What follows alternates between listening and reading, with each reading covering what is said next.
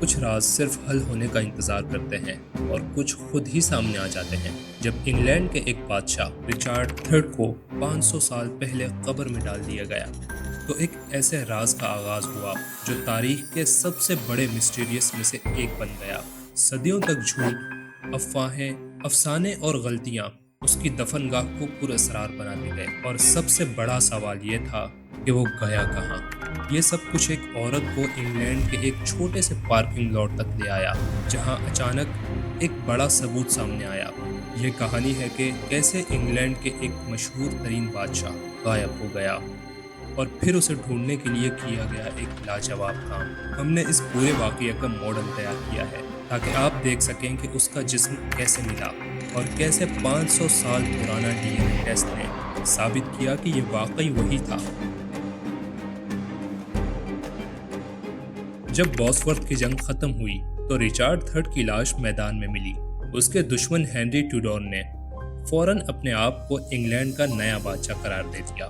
Richard کا جسم Leicester شہر لے جایا گیا اور وہاں پورے شہر کے سامنے اسے ڈسپلے پر رکھ دیا گیا۔ ریکارڈز کے مطابق اسے گرے فریئرز چرچ کے نیچے بغیر کسی عزت کے دفن کر دیا گیا تھا۔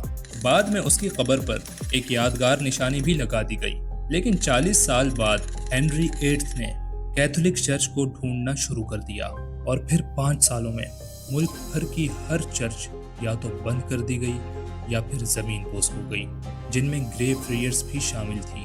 وہ زمین جہاں کبھی گرے فریئرز چرچ تھا آخرکار لیسسٹر کے میئر نے خرید لی اور اس جگہ پر ایک شاندار حویلی بنائی گئی۔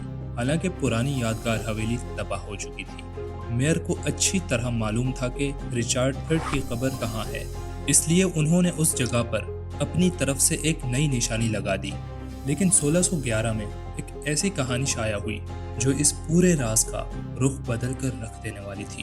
یہ کہانی تاریخ دان جان سپیڈ نے لکھی، جس میں اس نے بتایا کہ جب چرچ کو گرا دیا گیا تو ایک غصے سے بھری ہوئی بھیڑ نے رچرڈ کا جسم نکال کر اسے قریبی بو برج کے نیچے دفن کر دیا۔ یہ کہانی کس نے پہلی بار کہی یہ تو واضح نہیں تھا، لیکن لوگوں نے اس کہانی پر یقین کرنا شروع کر دیا اور وقت کے ساتھ یہ کہانی ہی اصل کہانی بن گئی۔ سن 1800 تک یہ کہانی ہر کوئی جانتا تھا، اور آخرکار پل کے پاس ایک یادگاری تختی لگائی گئی تاکہ رچارڈ کے دفن گاہ کا نشان بنایا جا سکے۔ کچھ سال بعد دریا سے ایک اسکلٹن ملا اور لوگوں نے یہ سمجھا کہ شاید انہوں نے رچارڈ تھرڈ کا جسم ڈھونڈ لیا ہے، لیکن 21 سینچری تک بادشاہ کی اصل جگہ ایک پورا راز بن چکی تھی۔ وہ میئر کی حویلی جو اس کی قبر کی نشانی تھی کب کا مٹا دی گئی تھی، اور اصل گرے فریئرز چرچ اب کئی عمارتوں کے نیچے دفن ہو چکا تھا۔ لیکن ارلی 2000 سینچری میں رچارڈ تھرڈ سوسائٹی کے کچھ لوگوں نے پھر سے اسے ڈھونڈنے کی کوشش شروع کر دی تاکہ وہ یہ سمجھ سکیں کہ اس کو دفن کرنے کے بعد اصل میں کیا ہوا تھا۔ انہوں نے جان سپیڈ کی کہانی کا جائزہ لینا شروع کیا، جس میں کہا گیا تھا کہ رچارڈ کو پل کے نیچے دفن کیا گیا تھا، اور اسی دوران انہیں ایک بہت دلچسپ چیز کا پتہ چلا۔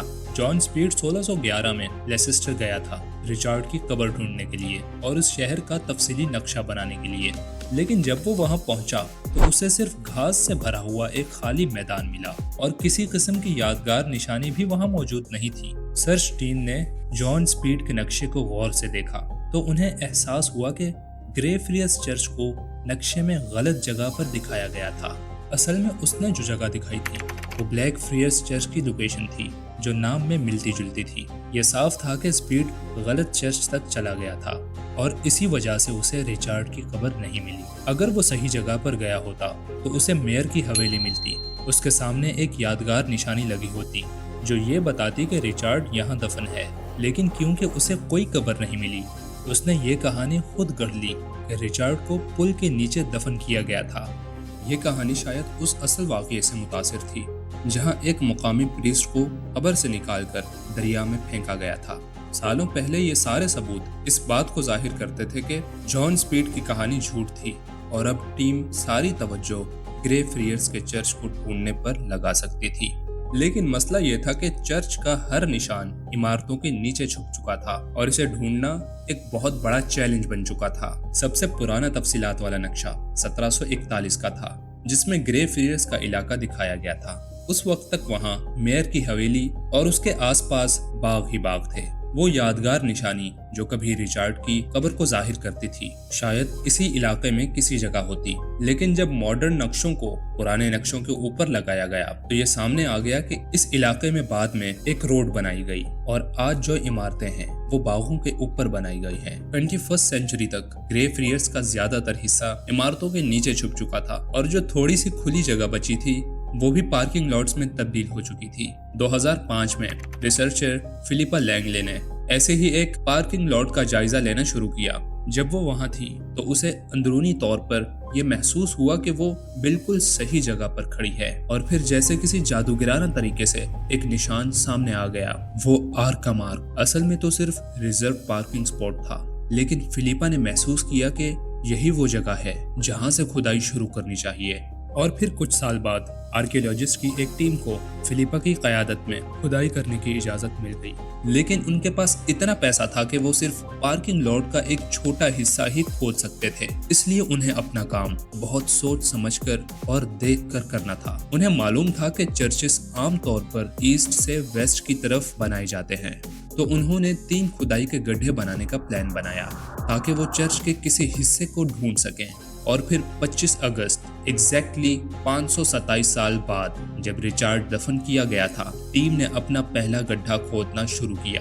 पूरा प्रोजेक्ट 2 हफ्तों में कंप्लीट होने की उम्मीद थी और कब्र ढूंढने का चांस लगभग नामुमकिन लग रहा था। लेकिन हैरत अंगेज तौर पर पहले दिन के सिर्फ 6 घंटे बाद उन्होंने एक झुलसा हुआ जिस्म ढूंढ लिया जो आर्क के निशान से सिर्फ कुछ मीटर दूर था। उसके स्कल में एक गहरे चोट का निशान था और रीढ़ की हड्डी का शेप बहुत मुख्तलिफ था। रिचार्ड को अक्सर हंच बैक कहा जाता था, जिसमें एक कंधा दूसरे से ऊंचा होता था। ये टेढ़ी रीढ़ की हड्डी और स्कल का चोट एक बड़ा निशान था कि उन्होंने अभी अभी रिचार्ड थर्ड की कब्र ढूंढ ली थी। लेकिन इस बात को पूरी तरह साबित करने के लिए टीम को हर मॉडर्न टेक्निक का इस्तेमाल करना पड़ा। रिचार्ड थर्ड की पहचान जदीद साइंस की मदद से एक तरीका ये था कि स्केलेटन से डीएनए लिया जाए और देखा जाए कि क्या ये डीएनए रिचार्ड थर्ड के किसी नस्ल से मैच करता है। सबसे बेहतरीन ऑप्शन ये था कि मिटोचॉन्ड्रियल डीएनए टेस्ट किया जाए, लेकिन ये डीएनए सिर्फ माओं के जरिए नस्लों में आगे बढ़ता है।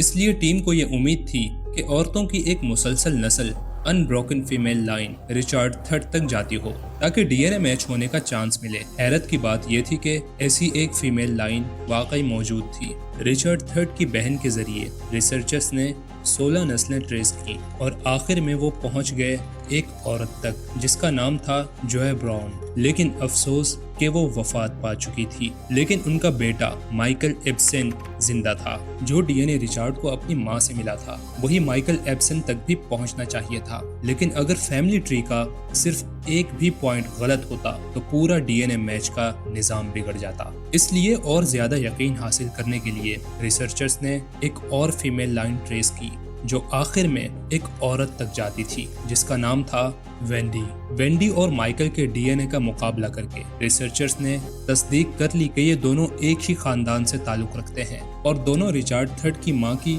सीधी नस्ल से हैं।